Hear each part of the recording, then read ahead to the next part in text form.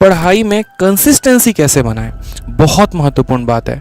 शायद बहुत बच्चे इसे इग्नोर भी करते हैं, उन्हें लगता है कि चलो ठीक है, हो गया सो हो गया। लेकिन आज एक बात हम आपको बताएंगे, एक छोटी सी कहानी भी हम आपको सुनाएंगे ताकि आपको उससे काफ़ी ज़्यादा मोटिवेशन मिले और आप लाइफ में आगे बढ़ें। तो देखो मेरे भाई, एक छोटी सी इक्वेशन है, ज़्यादा बड़ा इक्वेशन नहीं है, गणित का एक प्यारा सा इक्वेशन है कि अगर आपके अंदर पैशन है और आपके अंदर कंसिस्टेंसी है ना, तो आपको सफलता ज़रूर मिलेगी। सफलता के मायने सिर्फ ऐसे नहीं होते कि आपको सरकारी नौकरी मिल गई तो आप जीवन में सफल हो जाएंगे। अलग अलग लोगों के लिए सफलता के मायने अलग अलग होते हैं। कोई एक कामयाब बिजनेसमैन है तो कोई एक कामयाब टीचर है, कोई एक कामयाब यहाँ पर जो है बढ़िया तरीके से आईएएस है या आईपीएस है, तो कोई मेरे भाई अंबानी और अडानी है। कोई अपने क्षेत्र में एक बहुत बड़ा पॉलिटिशियन है तो कोई अपने क्षेत्र में अपने घर में एक बहुत बड़ा जो है व्यापारी है। तो अलग अलग क्षेत्र होता है, अलग अलग यहाँ पर मायने होते हैं कामयाबी के।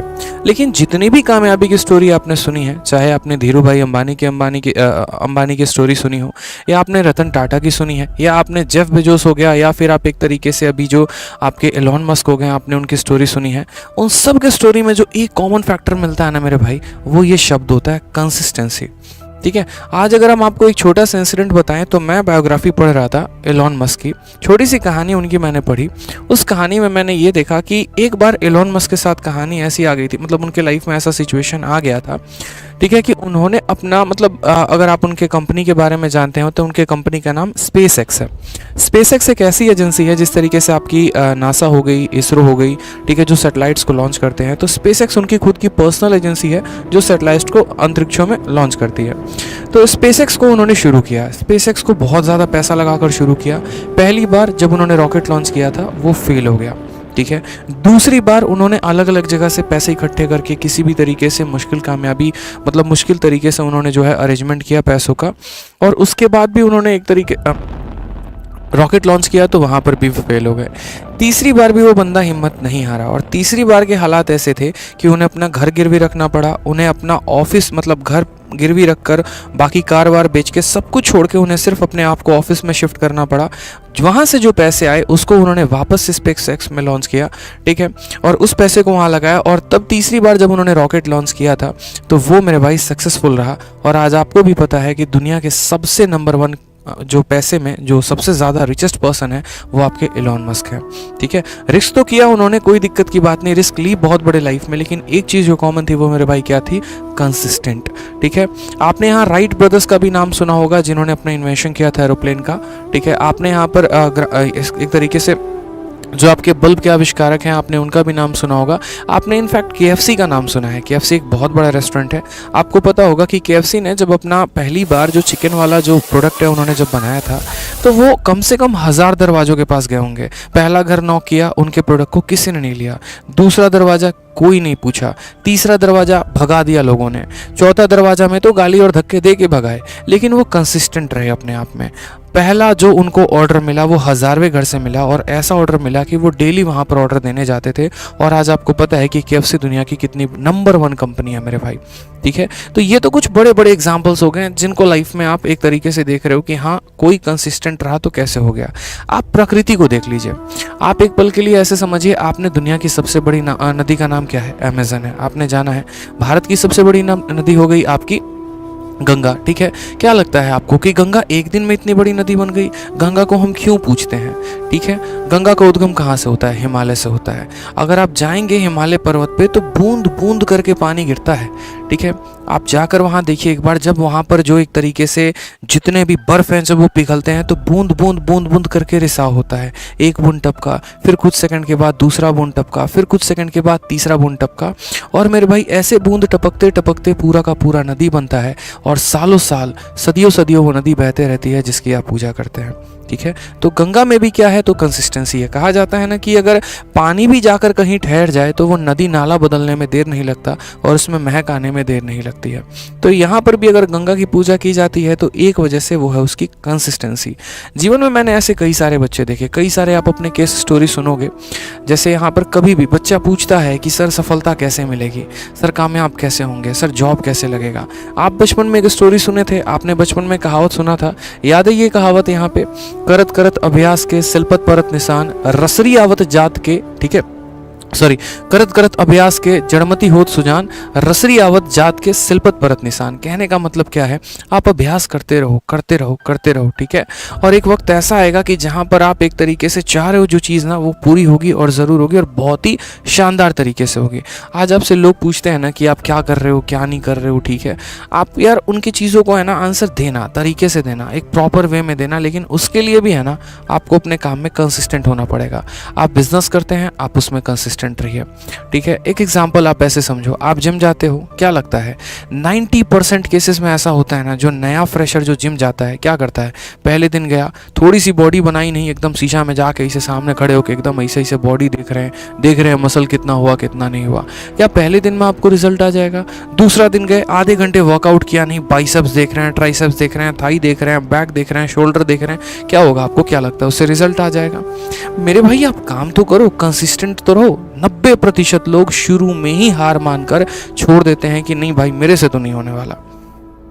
बस वो जो 10% लोग टिक जाते हैं ना, जो कंसिस्टेंट रहते हैं, जिनका रूटीन है मेरे भाई की आज मुझे जाना है तो जाना है, मुझे कल जाना है तो जाना है, तो उनका जो एक तरीके से पैशन होता है और जो उनकी कंसिस्टेंसी होती है वो रिजल्ट लेकर आता है, और ये लीड करता है उनके सक्सेस में।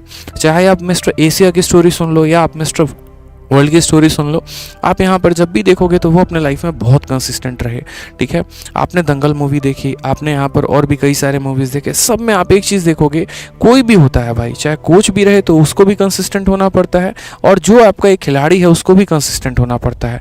आप देख लीजिए कि बड़े बड़े लोगों का पतन होते भी वक्त नहीं लगता है।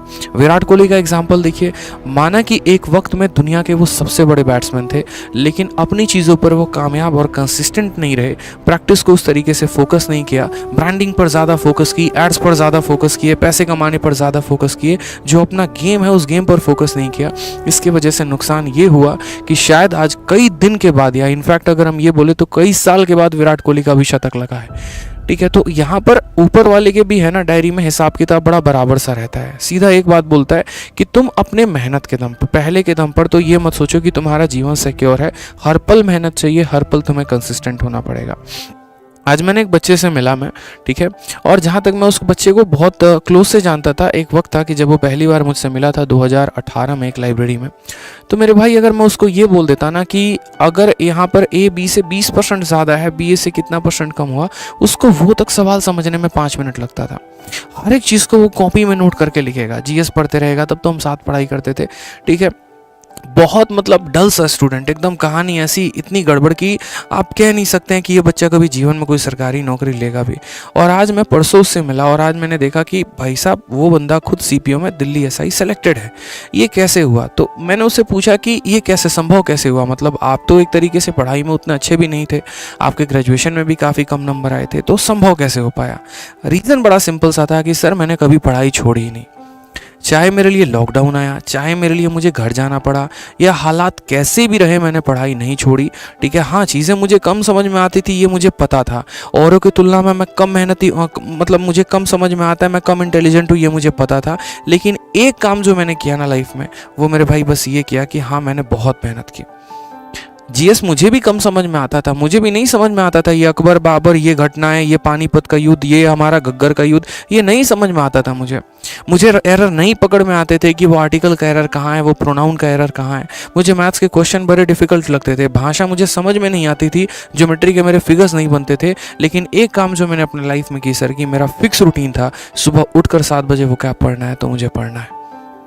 तो वो जो रूटीन था, वो जो कंसिस्टेंसी थी, आज उसी के वजह से आज मैं एक सब इंस्पेक्टर हूँ, एक फलाने थाने में पोस्टेड हूँ, और आज उस थाने में मेरा दबदबा है।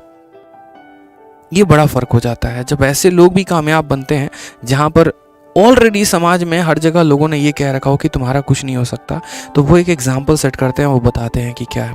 मैं आए दिन आप लोग के कमेंट पढ़ता हूँ, सर मेरा हो जाएगा, ठीक है। बहुत ऐसे बच्चे यहाँ पर हैं जो सोचते हैं, अपने ऊपर शक करते हैं, यार मेरे से तो 2 क्वेश्चन नहीं बने। एक बच्चा कमेंट किया कि मेरा तो एमटीएस नहीं निकला, मेरा सीजीएल क्या निकलेगा?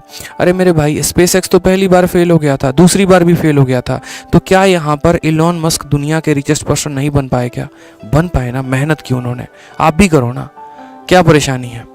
करो, मेहनत करो। जीवन में आपके लिए भी बहुत कुछ रखा गया है, लेकिन मेहनत करोगे तब तो आगे बढ़ोगे ना। मेहनत ही नहीं करना चाहते, कंसिस्टेंट ही नहीं होना चाहते, तो कैसे होगे? अगर पानी में भी इतनी ताकत है कि अगर बूंद बूंद करके गिरे ना, पत्थर में भी सुराख कर सकता है भाई, ये उसकी ताकत है। लेकिन वो पानी की ताकत नहीं है, पानी के कंसिस्टेंट होने की ताकत है। तो आपकी भी कंसिस्टेंट होने की ताकत है कि अगर आप लगातार तरीके से पढ़ाई करोगे, लगातार तरीके से क्वेश्चन लगाओगे, लगातार तरीके से रिवीजन करोगे, तो क्या औकात इस मॉक की है कि आपका नंबर ना आए, और क्या औकात इस सरकारी नौकरी की है कि जो आपके पल्ले ना पड़े।